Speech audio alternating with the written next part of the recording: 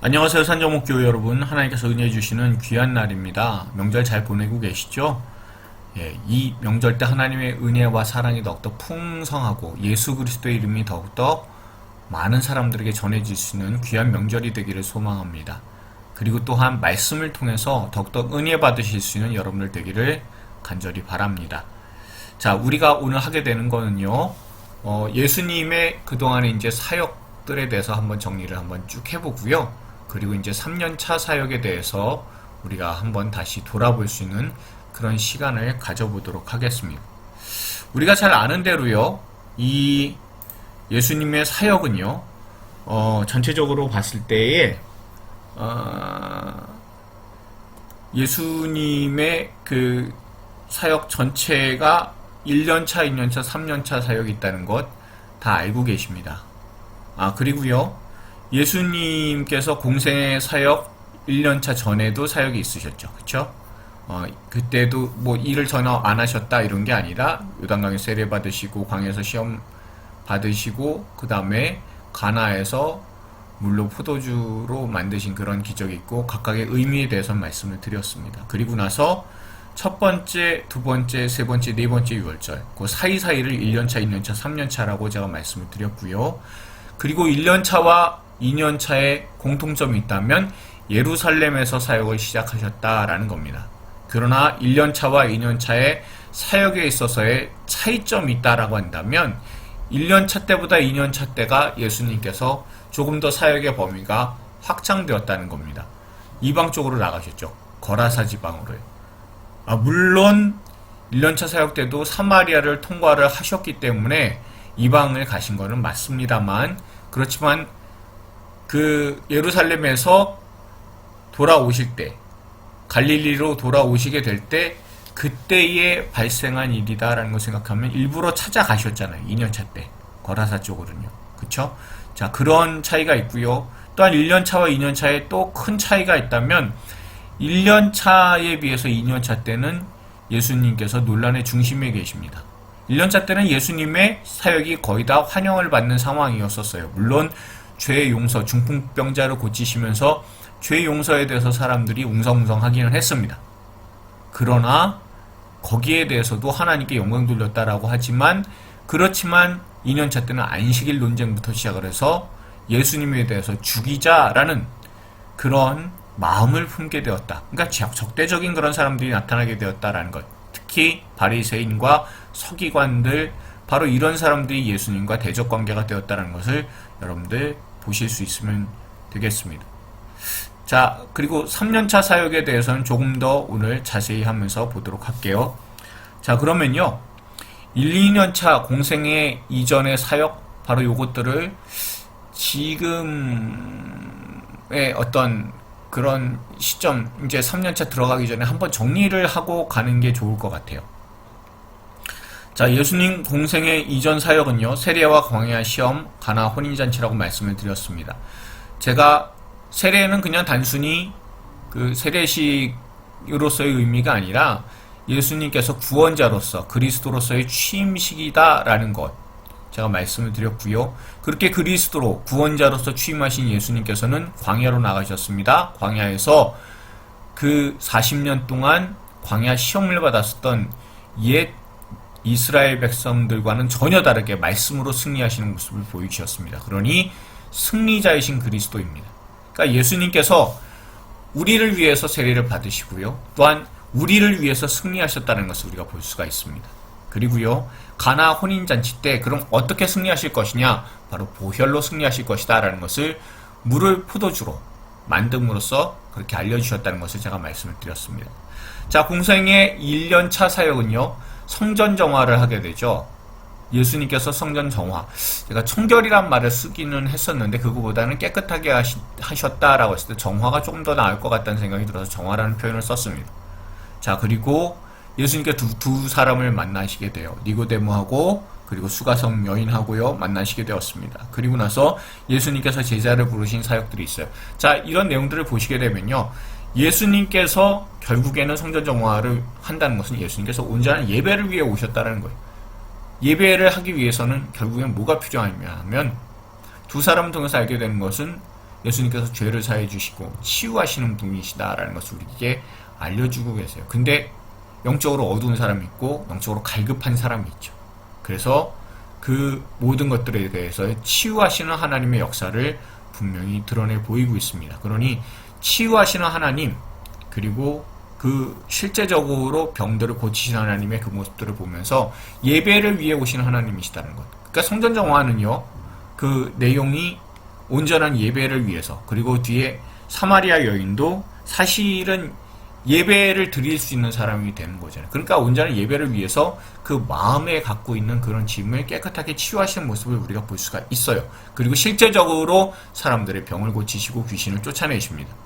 그리고 제자를 부르시는 예수님의 모습이 있습니다. 그래서 사람을 세우시는 예수님의 모습. 그러니까 공생의 1년차 때는요, 예배자를 부르시고 세우시고 그리고 죄를 사해 주시는 모습이요. 그래서 온전한 예배자로서 하나님께 나아오도록 하시는 그런 예수님, 예배를 위해 오신 예수님이시다라는 것. 이거는 변치 않습니다. 그걸 여러분들께서 꼭 보실 수 있길 바라고요. 공생의 2년차 사역에서는요, 또한 안식일 논쟁이 벌어지게 되죠. 안식일에 치유한 사건들이 발생을 하게 됩니다. 사람들이 안식일에 대해서 계속해서 캐묻고 그 안식일이 종교가 되어 있는 것. 안식일이 종교가 아니라 하나님을 섬겨야죠. 이 사람들 안식일을 섬기고 있는 거잖아요. 잘못된 예배입니다. 그래서 올바른 예배를 말씀하시고요. 또한 산상수훈을 통해서 말씀하시는 하나님이심을 보여주셨습니다. 그리고 치유하시는 사역들을 계속해서 하심으로 말미암아 예수님께서는 온전케 하시는 거예요. 그러니까 예배를 통해서 하나님께서 온전케 하신다라는 것, 그것을 우리에게 알려주고 계시고, 또한 예배 때 말씀의 역사가 얼마나 중요한 것인지 그것도 전체 공생의 2년차 사역을 통해서 우리에게 깨닫게 해주고 계십니다. 자, 그러면요, 1년차 사역에 대한 개관을 좀 말씀을 드리면, 여기 이제 중요한 지역 말씀드리죠. 그쵸? 갈릴리, 사마리아, 예루살렘 되어 있고요. 예루살렘에서 주로 발생을 하는 일이고, 이제 도라는 지역, 커다란 지역으로 따졌을 때 갈릴리, 사마리아, 유대입니다. 그 중에서 유대 땅에서도 예루살렘에서 주로 일들이 발생하고 있다는 거 우리가 알 수가 있고요. 그리고 6월절 1이라고 해서 첫 번째 6월절에 예수님께서 성전을 청결케 하셨다라는 것. 그리고 니고데모와의 만남이 있고요. 그리고 갈릴리로 가는 길에 사마리아에서 여인을 만나시게 됩니다. 그리고 갈릴리에서는요, 가나에서 광야의 신하의 아들을 고치시고 나사렛에서 배척을 받으세요. 갈릴리에서 내지사를 부르시게 되고 또 고치시는 사역, 또 마태를 부르시는 그런 내용까지 여러분 이렇게 등장하고 있다는 거. 그러니까 예수님께서 예루살렘에서 이렇게 가버나움까지 올라가시는 그런 도중에서의 일들, 그리고 가버나움에서의 일들, 그것을 우리가 1년차 때 볼 수가 있습니다. 자, 2년차 때는 조금 많이 복잡해지죠. 먼저 경로를 말씀드리면 예수님의 경로가 복잡해졌습니다. 그렇죠? 맨 처음 예루살렘에서 출발을 하십니다. 38년 된 병자를 고치시게 돼요. 그리고 안식일 논쟁이 발생을 하게 됩니다. 그리고 12제자가 이때 확정이 되고요. 그리고 산상수훈을 베푸시는 것 우리가 볼 수가 있습니다. 자, 이 모든 게 가버나움 쪽에서 됐고요. 그리고 살짝 나인성 쪽으로 내려오셔서 나인성 과부의 아들을 살리시게 됩니다. 그리고 나서는 거라사 지역으로 이동을 하게 되죠. 여러분, 거라사, 가다라 이렇게 하게 되면은 지금 정확하게 어떤 곳인지 잘 알려져 있지는 않아요. 그래서 지도마다 조금씩 많이 달라요. 예, 다르니까 여러분들 그 지도마다 내 지도 틀리다, 내 성경은 이렇게 됐는데 왜 여기는 이렇게 틀리지라고 생각하지 마시고, 여러분들 대략적으로는 비슷하다라고 여러분들 생각하시면 됩니다. 그리고 대략 갈릴리 바다 동편 쪽, 그쪽이 거라사 지역, 데가볼리 지역 여러분 생각하시면 돼요. 자, 그리고 가버나움에서 야이로의 딸을 살리시고 12의 혈루증을 고치고 12제자를 파송하시게 되는 그런 모습이 나타나는 게 바로 2년차 사역의 개관입니다. 그러니까 아까도 말씀드린 것처럼요, 예수님의 사역의 범위가 넓어져요. 그러니까 하나님 앞에 이제 예배를 온전하게 드리게 하기 위해서, 그리고 예배자로 세우시기 위해서 오셨다라는 것을 우리가 얼마든지 알 수가 있습니다. 자, 그리고 나서요, 3년차 사역에 대해서 우리가 보도록 할게요. 자, 갈릴리, 데가볼리, 예루살렘 이렇게 되어 있는 걸로 봐서는, 그리고 이제 베레아도 되게 중요하게 돼요. 예, 일단은 데가볼리라고 되어 있는 걸로 봐서는 이방으로서 가는 예수님의 그 지역적 확장이 더 넓어졌다라는 것을 우리가 눈치를 챌 수 있죠. 그렇지 않습니까? 네. 그런데 이제 중요한 거는 3년 차 때는요, 6월절일 때 여러분 그 예루살렘에서 시작하지 않고 베세다, 그러니까 갈릴리 지역쯤에서 시작하고 있다. 여러분 보시면 돼요. 베세다 어딘지 보이시죠? 갈릴리 바다라고 되어 있는데 바로 위에 베세다가 있습니다.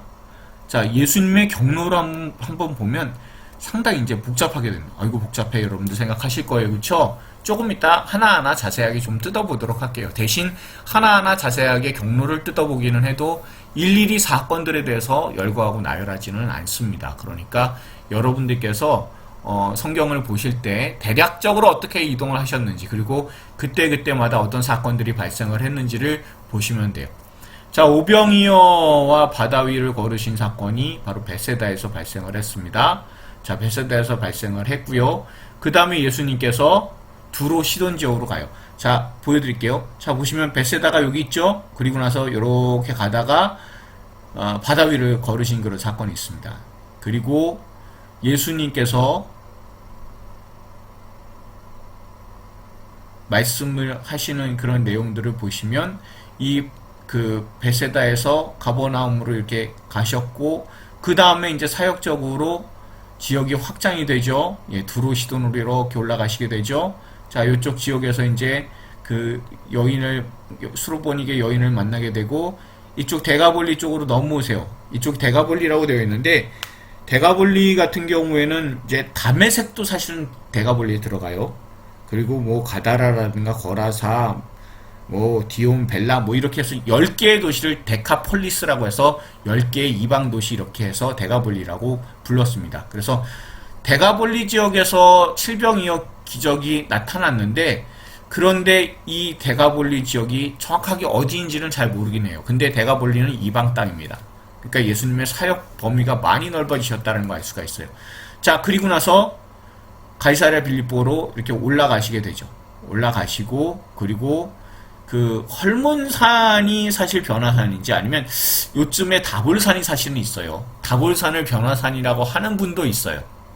그러니까 헐몬산이 변화산인지 아니면 다볼산이 변화산인지 정확하게 알 수는 없습니다. 그러니까 일단은 경로상으로 따졌을 때는 헐몬산이 조금 더 그 지역적으로 따졌을 때는 경로가 맞을 것 같다라는 생각이 들기는 해요. 근데 뭐 다볼산이 변화산이라고 해도 할 말은 사실은 없어요. 그거는 조금 이따 다시 한번 보도록 하고요. 자, 그리고 갈릴리로 이렇게 돌아옵니다. 자, 갈릴리로 돌아오는데 사람들은 뭐라 그러죠? 제자들은 누가 더 크냐? 왜요? 왜 이런 일이 발생을 하죠? 자, 변화산에서 예수님 변화하신 모습 보니까 어떻습니까? 가슴이 뛰죠. 가슴이 뛰어서 이제 누가 더 낫냐라는 것, 누가 더 예수님께서 이렇게 차기 총리로 세워주실 것이냐, 주님께서 왕이 되시면 그 총리는 내가 할 수 있어 라고 생각을 하는 사람들이 있잖아요. 그래서 서로 싸우게 되는 겁니다. 자, 그리고 갈릴리로 돌아와서 제자 훈련을 하시게 되죠. 자, 그리고 나서요, 예수님께서 이 갈릴리, 주로 가버나움입니다. 가버나움에서 예수님께서 예루살렘으로 초막절로 이동을 하세요. 자, 초막절 같은 경우에는요, 유대력으로 따지게 되면, 유대 달력으로 하면 7월이에요. 자, 7월 달에 생수의 강에 대해서 말씀을 하세요. 그쵸? 그리고 그때 예수님께서 맹인 치유의 사건이 나타나게 됩니다. 그쵸? 요한복음에서의 맹인 치유예요. 요한복음 9장에서예요. 자, 그리고 수전절이 나오는데, 그럼 수전절이라고 하면 이제 어떤 의미를 가지고 있냐면요, 옛날에 제가 전에 말씀드린 것처럼 안티오쿠스 에피파네스 4세요. 이 사람이 뭔 짓 했다고요? 성전에 제우스상 세우고 돼지 피 뿌리고 하여튼 별 나쁜 짓은 다 했어요. 그렇죠? 그것 때문에 마카비 혁명이 일어났다라는 것을 말씀을 드렸습니다. 자, 그래서 마카비 혁명을 통해 유대가 잠깐 독립을 했었다라고 말씀드렸었어요. 그쵸? 그리고 유대가 독립을 하면서 그 헬라의 세력을 쫓아내고 성전을 회복한 날이 수전절입니다. 그때 예수님께서 목자와 양에 대해서 말씀을 하세요. 우리가 요한복음 10장이에요. 자, 수전절 같은 경우에는요, 언제냐 하면 그 유대의 달력으로 10월쯤 된대요. 자, 그러면 이때가 10월이면 우리나라 달력으로 따졌을 때는 한 대략 12월 정도 된다고 합니다. 자, 그러면 초막절하고 수전절 그때까지 예수님께서 예루살렘에 계속 계셨는지 아니면 어디 갔다 오셨는지는 잘 모르겠어요. 그러나 어쨌든 두 개의 그런 사건에 대해서 우리가 따졌을 때는 아마 예루살렘에 계속 계시거나 아니면 근처 베다니로 가셨거나 아니면 하여튼 예루살렘 근방에 계셨을 것이다 라고 우리가 생각해 볼 수가 있습니다. 그리고 예수님께서는요, 이 예루살렘에 계시다가 베레아로 이동을 하시게 돼요. 그리고 베레아에서 수종병 환자를 치유하시고요, 예수님께서 회복 세 비유는 무슨 뜻이냐면 잃어버린 양, 잃어버린 드라크마, 잃어버린 아들, 네, 그 비유 등 교훈, 가르치심을 하세요. 자, 그리고 나서 예수님께서 베다니 쪽으로 오셔서 그래서 여기에서 나사로를 살리시게 됩니다. 그런데 이 일로 말미암아 예수님에 대해서 죽이고자 하는 그런 상황들이 발생을 하니까 예수님께서 에브라임이라는 동네로 피신하시게 돼요. 그렇죠? 에브라임이라는 동네로 피신을 하셨다가 그랬다가 아마도 다시 가버나움 쪽으로 올라가신 것 같아요. 그리고 나서 예루살렘으로 내려오시게 됩니다. 그리고 사마리아 배척 사건이 있고 10 문둥병자를 고치시고 그리고 나서 예수님께서 쭉 오셔서 그리고 이제 여리고 쪽에 가까이 왔을 때 부자 청년 만나시게 되고 여리고 근처에 오니까 바디메오를 만났죠. 다윗의 자손 예수여 나를 불쌍히 여기소서 하면서 병고침을 받고 제자가 됐습니다. 자, 그리고 여리고에 들어와서 삭개오를 만나게 됩니다. 그쵸? 자, 이게 예수님의 3년차 사역 개관이라고 보시면 되겠습니다. 자, 그러면요, 맨 처음에 예수님께서 6월절, 세 번째 6월절은 제가 아까도 말씀드린 것처럼 예루살렘에서 시작하지 않습니다. 벳세다 들녘에서 시작합니다. 자, 벳세다 들녘에서 오병이어를 베푸시죠. 그쵸? 오병이어는 제가 전에도 말씀드린 것처럼 떡과 고기예요. 그러면 예수님께서 옛날에 출애굽했을 때 그 백성들을 먹이신 하나님의 그 만나 메추라기, 그렇잖아요. 탄수화물 단백질이요. 근데 그거를 그대로 먹이셨습니다. 그러니까 예수님께서는 바로 하나님이시다라는 것을 분명히 보여주고 계세요. 그리고 그 벳세다에서 가버나움 쪽으로 다시 돌아오시게 될 때 그때 갈릴리 바다를 걸어오시죠. 걸어오실 때 어떻게 걸어오십니까? 그냥 맨 땅처럼 걸어오시잖아요. 그러니까 이게 결국 홍해에서 길을 내셨죠. 바다를 가르셨잖아요. 바다를 맨 땅처럼 건너게 하셨어요. 그런 것처럼 예수님께서도 맨 땅처럼 걸어오셨고 걸어가도록 그렇게 베드로를 부르셨어요. 그러니까 이거는요, 예수님께서 그냥 단순히 신기한 기적을 베푸신 것이 아니라 결국에는 예수님께서는 출애굽 때 그 모든 것, 그러니까 예수님께서 이 땅에 오신 것은 구원을 위해 오셨다라는 것을 선명하게 알려주고 있는 겁니다. 그러니까 예수님 오신 이유가요, 광야에서 먹이시고 바다를 건너게 하십니다. 그러니까 백성들의 구원을 위해, 출애굽의 완성을 위해 오신 분이 예수님이시다라는 것을 우리가 선명히 알 수 있는 기적이에요. 그러니까 이제 출애굽이 다시 시작된 거예요. 제가 전에도 말씀드린 것처럼 제1의 출애굽은 애굽에서 나와요. 그리고 제2의 출애굽은 바벨론에서 돌아와요.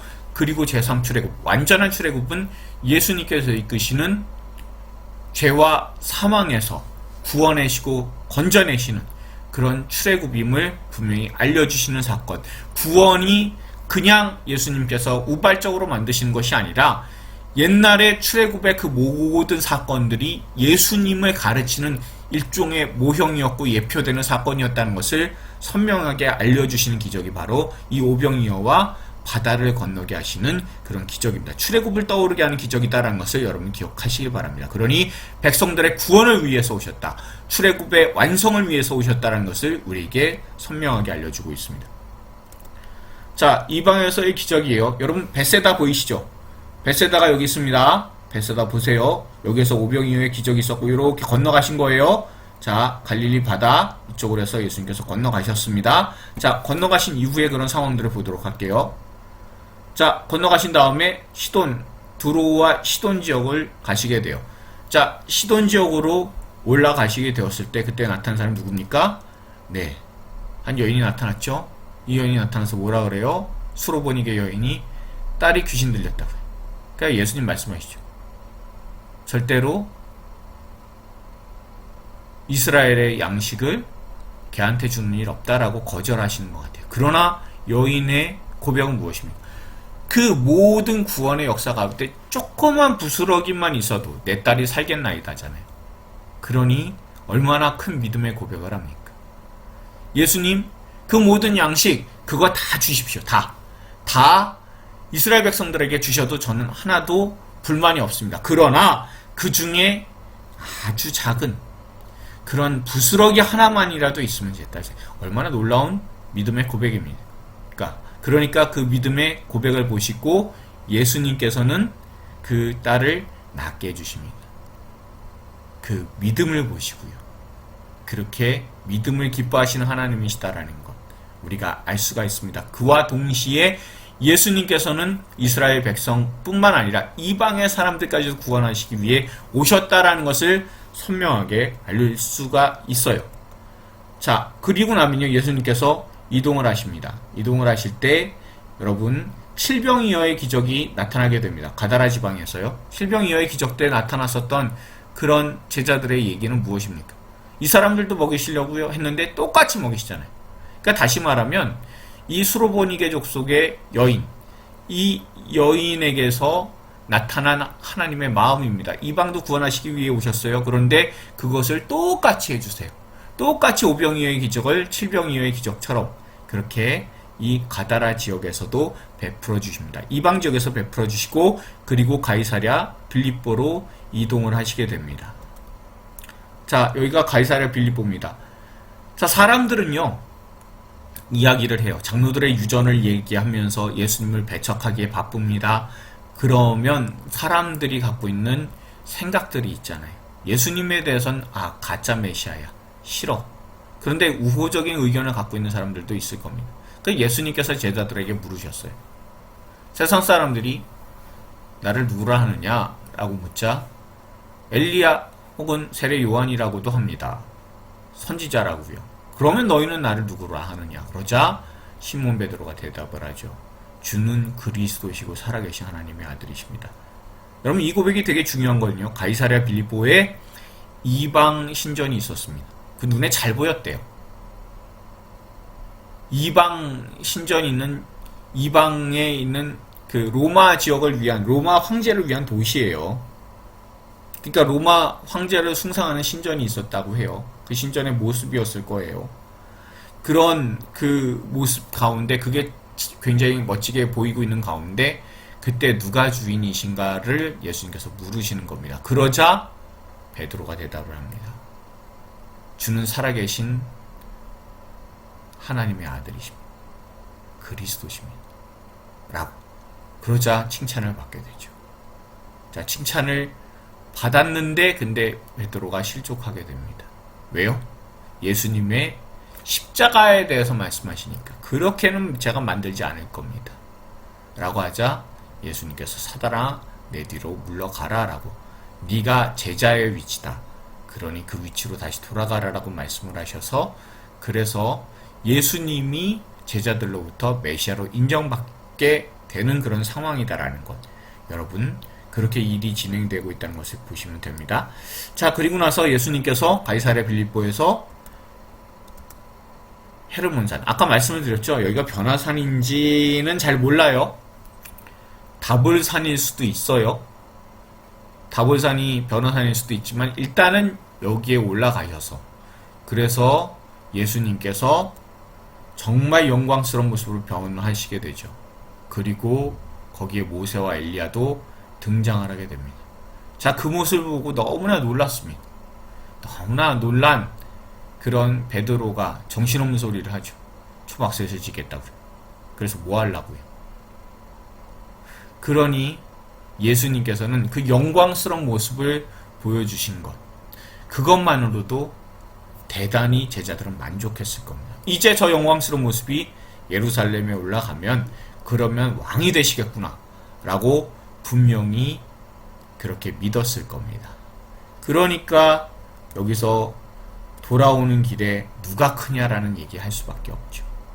그렇지만 여러분, 이 상황에서 우리가 알 수 있는 거는요, 예수님께서 오신 이유라는 거예요. 제자들은 자신들이 예수님을 믿고 크게 한 몫을 잡을 수 있을 거다라는 그런 꿈에 부풀었겠지만 예수님은 그게 아니죠. 예수님께서는 이스라엘의 예수님이시기도 하지만 온 이방의 빛이 되신 예수님이다라는 거예요. 이방의 백성들을 구원하시고 그것이 바로 출애굽의 완성입니다. 여러분 잘 보셔야 되는 것 중에 하나가요, 예수님께서 이방의 백성들을 구원하시는 모습이 이때만 등장했냐? 아니요, 구약에서도 등장하잖아요. 구약에서도 출애굽할 때 나온 이방 족속들이 있었어요. 그리고 가나안 땅에 들어가게 되었을 때 라합과도 같은, 기브온 사람과도 같은 그런 사람들이, 이방 사람들이 이스라엘로 들어왔어요. 룻도 마찬가지죠. 그러니 하나님께서는 이방 사람들에게도 하나님이 되십니다. 그리고 이방 사람들에게도 하나님이 되신다라는 것. 예전에 이방 사람들 같은 경우에는 하나님을 찾아왔지만 예수님은 어떻게 하세요? 여기서 보니까 이방 사람들에게도 찾아가시는 하나님이세요. 그런 이방 백성들을 구원하시는 하나님, 그리고 출애굽을 결국 완성시키시는 하나님, 이방 사람들을 품음으로 말미암아 이방의 빛이 되시는 예수님이시다라는 것을 우리가 알 수 있게 됩니다. 자, 이제 예수님께서 예루살렘에 올라가세요. 예루살렘에 6월절 외에 올라가신 기록들이 이제 등장하기 시작합니다. 이제 자주 올라가시는 거죠. 왜요? 예수님께서 자주 올라가시는 이유는 그곳에 예수님께서 이제 사형 언도를 받으시고 그 다음에 십자가를 지시고 할 곳이 이제 예루살렘이기 때문이기도 하고요. 그리고 오신 목적을 분명히 사람들에게 드러내시기 위함이셨을 겁니다. 그래서 이제 예루살렘으로 가시게 되는데, 요한복음에 나오는 7장에서의 내용, 그리고 10장에서의 내용, 그러니까 7장에서 9장까지는 거의 이어진다고 보시면 되고요. 10장에서의 내용들도 전체적으로 이어진다고 보시면 돼요. 근데 7장에서부터 9장의 내용은 대략 초막절 때의 일일 겁니다. 명절이라고 되어 있으니까 6월절은 아니고요. 6월절 아니고 큰 명절은 초막절이 있고 또한 수전절이 있습니다. 그럴 때 이런 명절 때 예수님께서 예루살렘으로 올라가시게 됩니다. 자, 올라가시게 되었을 때요, 우리가 기억을 해야 되는 그런 내용들이 있다면 우선 초막절이 갖고 있는 의미부터 볼게요. 초막절은 구원 받은 것에 대해서 광야에 이제 나와서 초막지고 산 것을 기념하는 거잖아요. 무엇보다도 이제 구원에 대한 그런 중요한 날입니다. 이때 행사가 있는데 밤에 저렇게 불을 밝히는 행사가 있었대요. 그리고 우리가 잘 아는 것처럼 요한복음 7장에 보시면 예수님께서 하시는 말씀이 있잖아요. 예수님께서 자기 자신이 말씀하실 때 누구든지 목마르거든 내게로 와서 마시라 하는 그 말씀이 있는 것처럼 물을 기르다가 이렇게 붓는 행사가 있었다고 합니다. 자, 그런 것을 보게 되었을 때 이게 이제 출애굽을 기념하는 거예요. 자, 보시면은 이 불은 뭘 의미하겠습니까? 불 밝히는 거는 하나님께서 이스라엘 백성들을 구름 기둥과 불 기둥으로서 인도해 주신, 빛으로 인도해 주신 그런 하나님이심을 분명히 알려주는 것이고요. 또한 물은요, 그 샘에서 물을 깃는 행사는 그거는 아실 거잖아요. 그 반석에서 물이 나오게 하신, 그렇게 하나님께서는 빛과 물을 사람에게 필요한 것을 공급하시는 것, 그것을 기념하고 그 놀라운 기적들이 광야에 있었던 것을 기념하는 그런 행사가 바로 이 초막절 행사입니다. 자, 그런데 예수님께서 자신에 대해서 8장 12절에서도 9장에서도 말씀하시는 것은 나는 세상의 빛이시다 라고 말씀하시죠. 중요한 것은요, 여기랑 결부되어서 나타나는 사람이 요한복음 9장에 나타나는 빛을 못 본 사람입니다. 태어날 때부터. 근데 그 사람을 눈을 뜨게 해주셨어요. 그렇죠? 그럼 이사야서 29장 18절에 보면은 못 듣는 사람이 책의 말을 들을 것이며 어둡고 캄캄한 데서 맹인의 눈이 볼 것이며 라고 되어 있습니다. 자, 그러면 캄캄했었는데 빛이 비춰지면 보이잖아요. 바로 그 모습을 드러내는 것이 바로 이 맹인을 고치신 사건이에요. 실로암 사건이에요. 예, 그것을 통해서 예수님 어떤 분이시냐라고 한다면 그러면 구약의 말씀에 따라서 분명한 그런 예수님께서 오신 그 메시아께서 오신 것을 분명히 알려주신 것을 우리에게 선명히 보여주신 거고요. 또 하나가 더 있다면 예수님께서 이제 수천절 때 가셔서 이제 사람들이 얘기하죠. 예수님에 대해서 영 헷갈리는 거예요. 그리스도시면 정말 좀 밝혀주십시오, 알려주십시오라고 얘기를 해요. 그럼 예수님께서 뭐라고 말씀하셔야 되겠습니까? 지금까지 그리스도임에 대해서 예수님 안 밝히셨나요? 놀라운 기적들이나 이런 것들 다 보여주셨어요. 보여주셨음에도 불구하고 자기들의 마음에 들지 않는다고. 늘 요나의 표적밖에는 얘기 안 해요. 근데 예수님 말씀하실 때는 뭐 얘기하세요? 내가 너네들한테 보여줄 거, 그런 요나의 표적? 그거 외에는 내가 뭐 보여줄 수 있는 게 없다. 사람들 하늘로부터 온 표적을 구해요. 그렇지만 예수님께서는 말씀하시는 거, 요나의 표적 뭡니까? 네, 죽었다가 살아나는 거죠. 그쵸? 예, 그런 모습, 분명히 십자가에 달리셨다가 부활하시는 모습, 그거 외에는 보여주실 것이 없다라고 딱 잘라서 선을 그어주십니다. 사람들이 원하는 표적은 무엇입니까? 힘을 가지고 세상을 정복하는 표적인 거죠. 그러나 하나님께서는 사람들에게 에스겔 선지자를 통해서 말씀하신 게 있어요. 선한 목자에 대해서 말씀하셨습니다. 에스겔서 34장을 보시면 거기에 목자에 대해서, 참 목자에 대해서 나와요. 내가 친히 내 양의 목자가 되어 그것들을 누워있게 할지라 주 여호와의 말씀이니라. 이제 목자라는 것, 본인이 목자시다라는 것 밝히는 것 외에 예수님께 무슨 표적이 있어요? 그러니까 이 중요한 것은 수전절 같은 경우에는 아까도 말씀드린 것처럼 자신들의 성전을 회복한 날이에요. 근데 성전을 회복한 것 그냥 건물로서의 회복이 아니라 중요한 것은 하나님께서 목자가 되셔서 그래서 그 백성 인도해 주시는 것이 제일 중요한 것. 그것을 다시 이 사람들이 회복하게 된 절기가 사실은 수전절이 갖고 있는 의미라는 겁니다. 그렇게 그 백성을 인도하시기 위해 직접 찾아오셨는데도 사람들은 거절하고 거부합니다. 그럼 예수님께서 오신 이유가 무엇입니까? 참된 구원자가 되셨다라는 거예요. 여러분, 빛이든 목자든 한번 무슨 뜻입니까? 하나님께서 빛이 되셔서 그 백성을 인도하시고요. 목자도 똑같잖아요. 양들을 인도하잖아요. 그 인도하시는 예수님이세요. 결국에는 이 모든 것들이 출애굽에 대한 내용들이고 그리고 예수님은 그 출애굽의 완성을 위해 오셨다라는 것을 우리에게 선명히 보여주고 있는 내용이다라는 것을 우리가 깨닫게 됩니다. 자, 예수님의 후반기 사역을 한번 보시도록 할게요. 예수님께서 계셨던 곳 예루살렘입니다. 자, 예루살렘에서 이동을 어디로 한다고요? 예, 베레아 쪽으로 일단은 옮기시게 돼요. 자, 베레아 쪽으로 옮기시게 되었을 때 물러나셨다라고 요한복음에서는 분명히 말씀하고 있습니다. 그런데 이제 베레아로 갔다고 해서 예수님께서 그냥 도피하셨다, 아니면 6월절까지 기다리시느라 그래서 어쩔 수 없이 베레아로 가셨다 이런 게 아니라 그곳에 가셔서 사역을 또한 열심히 하세요. 열심히 하시는 것 중에 우리가 잘 아는 대로 잃어버렸다가 되찾은 세 가지 비유, 회복의 세 가지 비유를 하십니다. 그렇죠? 잃어버린 양, 잃어버린 드라크마, 그리고 아들. 공통점이 뭡니까? 잃어버렸다는 것 외에 잃어버리면 뭐 어떻게 해서든 찾으려고 하는 것, 그리고 기다리는 것, 그것이 주인이 해야 될 역할 아니냐라는 거예요. 그것이 아버지가 하는 역할이다. 그 마음을 가지고 예수님께서 오셨다라는 것을 말씀하고 계십니다.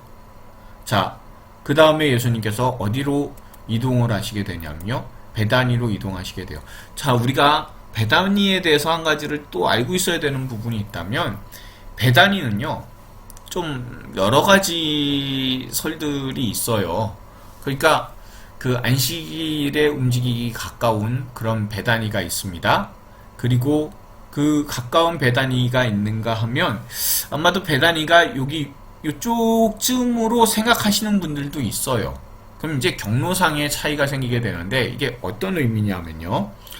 베다니에서 나사로를 살리시잖아요. 자, 살리시고 나서 그리고 나서 예수님께서 이 나사로를 살리신 그 놀라운 기적. 그러니까 요한복음에서의 마지막 기적은 이 나사로를 베다니에서 살리신 그런 내용이에요. 근데 여기가 너무 이제 가깝다라고 생각하시거나 아니면 베다니가 또 한 곳이 있지 않을까라고 생각하는 그런 분들이 있어요. 그래서 너무 가깝게 이렇게 발생한 일이 아닐까라고 생각을 해서 그래서 베다니가 조금 떨어져 있고 그리고 또 가까운 베다니 이렇게 두 곳을 생각하시는 분이 있어요. 자, 그러니까 우리가 그거는 정확하게 알 수는 없지만 어쨌든 베다니에서 예수님께서 나사로를 살리신 그런 기적이 있습니다. 자, 이 기적이 있는 다음에 그리고 나서 예수님께서 일단은 에프라임이라고 하는 곳으로 피하셨다가 가버나움으로 가시게 돼요. 그리고 나서 그 다음에 예수님께서는 다시 이렇게 이제 마지막 6월절 그때를 지키시기 위해 그리고 십자가에 달리시기 위해 여리고 쪽으로 이동하세요. 거기에서 등장하는 세 명의 중요한 사람들이 있습니다. 하나는 부자 청년이. 부자 청년이 나와왔어요. 나와왔지만 결국에는 예수님을 자기 신의 구주로 영접하지 못하고 그리고 돌아가게 됩니다. 자, 그렇지만 구주로 영접한 사람 누가 있습니까? 네, 바디메오가 있어요. 자, 바디메오가 예수님을 다윗의 자손이라고 하고 그리고 나서 예수님의 뒤를 쫓는 그런 제자가 되었다는 것 우리가 알고 있고요. 또한 예수님께서 여리고성에 이제 들어와서 그리고 거기에서 삭개오를 만나시게 됩니다. 자, 삭개오를 만나서 우리가 삭개오를 통해서 알게 된 거 뭡니까? 삭개오는 그 당시 사람들이 모두 다 죄인이라고 취급하던 사람이었었어요. 저 사람 구원 못 받는다 생각했던 사람인데 예수님께서는 그의 집에 머무시고 오늘 이 집에 구원이 임했다 라는 것을 선포를 하십니다. 그럼 결국에는 예수님께서 오신 이유가 뭐냐 라고 했을 때는 자기 백성을 찾아오시는 예수님이세요. 구원하시는 예수님이시고 그 구원은 결국 출애굽의 완성입니다. 그 예수님께서 말씀을 하시잖아요. 분명히 그 삭개오의 그 내용들을 통해서 인자가 온 것은 잃어버린 자를 찾아 구원하려 함이니라 라고 말씀을 하시면서 예수님께서 오신 목적을 선명히 하시고는 이제 예수님은 예루살렘에 들어가셔서 십자가를 향해서 나아가시게 됩니다. 바로 이 모든 내용들이 예수님께서 3년차 때 하신 그런 사역이다라는 것을 여러분들 기억하실 수 있기를 바라겠습니다.